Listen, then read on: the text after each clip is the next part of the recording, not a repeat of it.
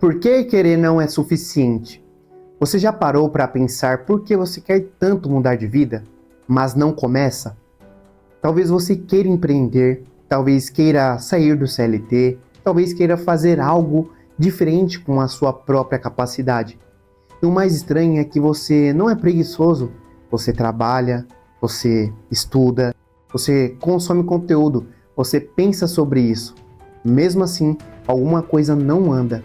Você olha para trás e percebe que o desejo já está aí, há tempos. A ideia já passou pela sua cabeça dezenas de vezes.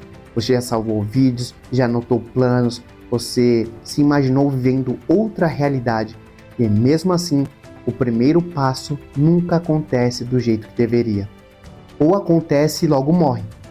E isso gera uma sensação muito específica, uma mistura de frustração com confusão, porque em algum nível você começa a se perguntar: será que o problema sou eu? Será que me falta algo? Será que eu não quero o suficiente? A sociedade responde rápido a essas perguntas. Ela diz que falta coragem, que falta disciplina, que falta força de vontade. Ela repete uma frase que todo mundo já ouviu alguma vez: se você quer muito, você faz acontecer. Parece bonita, parece forte, parece inspiradora. Mas vamos ser honestos? Se isso fosse verdade, todo mundo que quer empreender, empreenderia. E não empreendem. Milhões de pessoas dizem querer mudar de vida profissional, milhões dizem querer mais liberdade, mais autonomia, mais sentido no trabalho. Mas a maioria continua exatamente onde está. Não porque é incapaz, não porque é burra, não porque é fraca, mas porque o comportamento humano não funciona do jeito que nos ensinaram. O ser humano não age simplesmente porque deseja. Desejo aponta uma direção, mas não move sozinho o corpo. Entre querer e agir, existe um sistema inteiro funcionando dentro de você. E enquanto você não entende esse sistema, o travamento parece pessoal, parece um defeito ou uma falha de caráter, mas não é. Esse vídeo não é para te motivar, não é para te dizer vai lá e faz. Ele é para te ajudar a entender o que acontece dentro de você no exato momento em que você deveria começar a ação. Porque quando você entende o mecanismo, a culpa cai, a confusão diminui e a ação deixa de parecer impossível. Ao longo desse vídeo eu vou te conduzir por esse processo, não com frases prontas, não com motivação vazia, mas com clareza. Clareza sobre por que querer não é suficiente e nunca foi. Vamos começar desmontando o erro mais comum que faz as pessoas ficarem presas por anos. O erro de achar que o problema é vontade. Desde cedo a gente aprende a olhar o comportamento humano de uma forma moral. Se alguém não faz, é porque não quer. Se não tentou, é porque não tem coragem. Se desistiu, é porque não foi forte o bastante. E esse tipo de explicação é simples e justamente por isso é sedutora. Mas ela ignora algo fundamental: o cérebro humano. O cérebro humano não é um motor de desejos, ele é um sistema de proteção. E ele pergunta: isso é seguro? Seguro emocionalmente, seguro socialmente, seguro para a sua identidade? E essa avaliação acontece antes de qualquer plano, antes de lógica, antes de motivação. E é por isso que você pode querer muito uma coisa e mesmo assim sentir o corpo travar. Não é preguiça, é interpretação. O seu sistema interno está lendo aquela ação como algo que pode custar mais do que você consegue sustentar. Mesmo que racionalmente você saiba que aquilo que deseja faz sentido. E aqui começa uma mudança importante de perspectiva. Talvez você não esteja parado porque quer.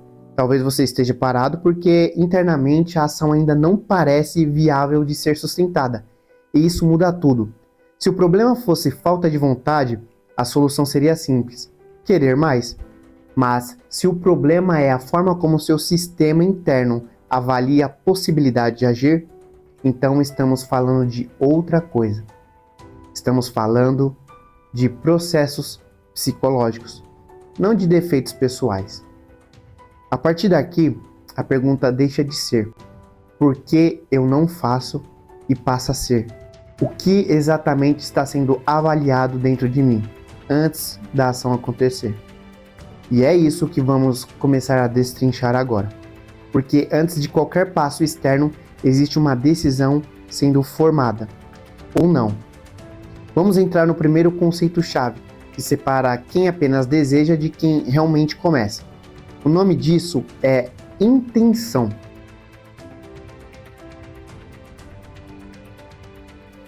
Intenção não é desejo. Intenção não é eu gostaria que acontecesse.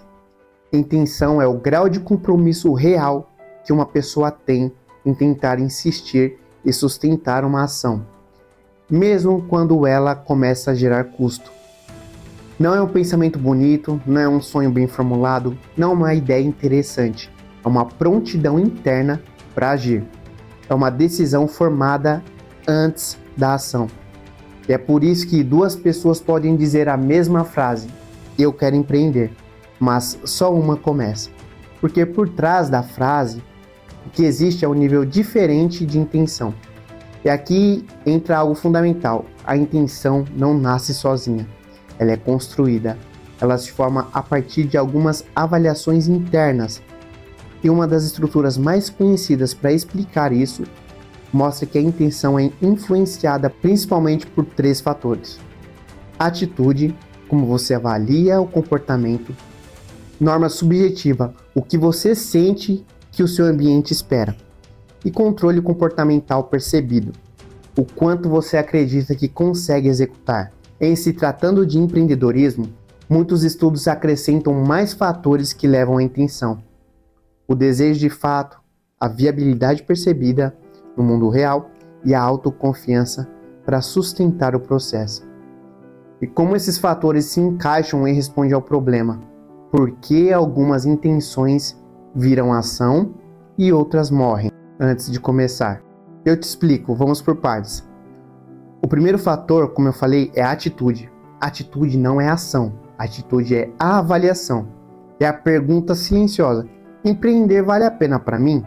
Bom, João olha para o empreendedorismo e vê risco, instabilidade e esforço excessivo.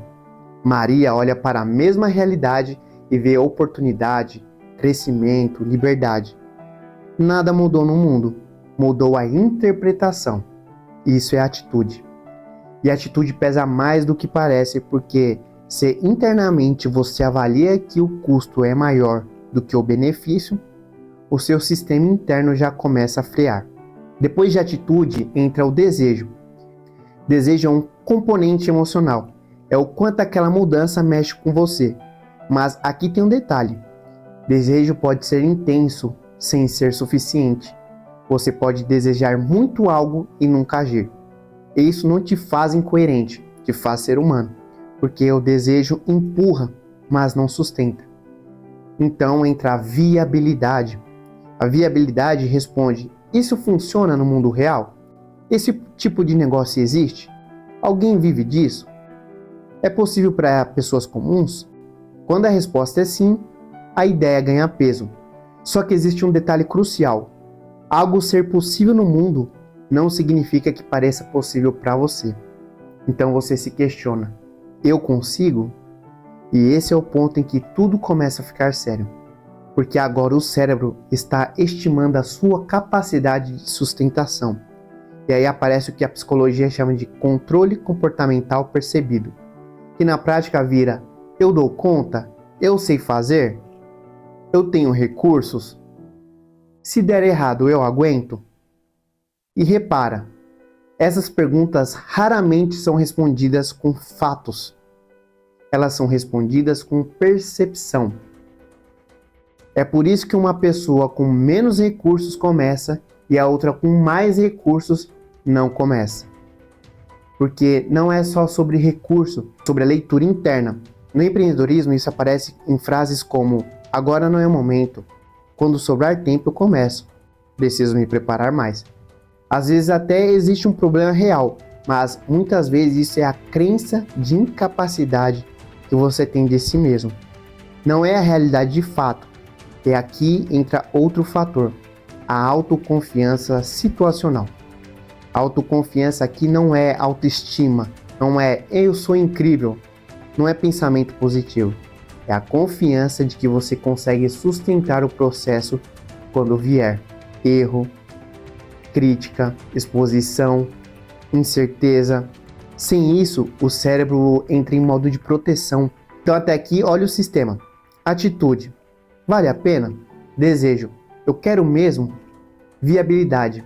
Isso funciona no mundo? Controle percebido. Eu consigo executar? E a autoconfiança. Eu sustento quando doer? É essa combinação que constrói a intenção. E agora vem a parte desconfortável, mesmo quando tudo parece alinhado. Muita gente não começa, e é isso que a gente vai explicar agora. Chega um ponto em que a pessoa pensa, eu vejo valor, eu quero, eu sei que é possível, eu entendo o caminho, e mesmo assim ela não começa. Existe um fator que muda o peso de tudo, a norma subjetiva. Norma subjetiva é a percepção que você tem sobre como as pessoas importantes para você enxergariam aquela situação. Não é necessariamente o que elas pensam, é o que você acredita, como elas pensariam. Perguntas como, o que vão achar de mim? E se eu passar vergonha? E se eu decepcionar alguém? E se eu virar piada? E isso pesa muito mais do que as pessoas admitem, porque para o cérebro, status social é sobrevivência emocional. Imaginem duas pessoas, as duas querem empreender. Uma vive em um ambiente em que errar é vergonha, a outra vive em um ambiente em que errar é aprendizado. A decisão pesa diferente, porque o custo emocional não é o mesmo. E aqui entra uma verdade prática. Ambiente não é detalhe, ambiente é regulador. Quando você convive apenas com pessoas que valorizam estabilidade, criticam riscos, enxergam erros como fracasso, o seu sistema lê a tentativa como ameaça. Por outro lado, quando você começa a se cercar de pessoas que tentam coisas parecidas, o peso psicológico diminui. Por isso que network não é só oportunidade, é também uma forma de reduzir essa força contrária ao empreendedorismo. Quando esses fatores se combinam, eles formam padrões previsíveis. Vamos aos cenários. Primeiro, o sonhador frustrado. Ele tem desejo alto, viabilidade alta, mas autoconfiança baixa. Isso significa que ele quer muito, vê que é possível, mas não acredita que consegue sustentar o processo. Ele imagina, ele planeja, ele consome conteúdos, mas não executa. Aqui não é procrastinação clássica, é uma impotência percebida. Internamente, o sistema conclui que o custo é maior do que a capacidade de sustentar. Existe o técnico acomodado. Ele tem viabilidade alta, autoconfiança alta, mas o desejo baixo. Então ele sabe que consegue, ele tem capacidade, ele tem estrutura, mas não sente motivo forte o suficiente para agir.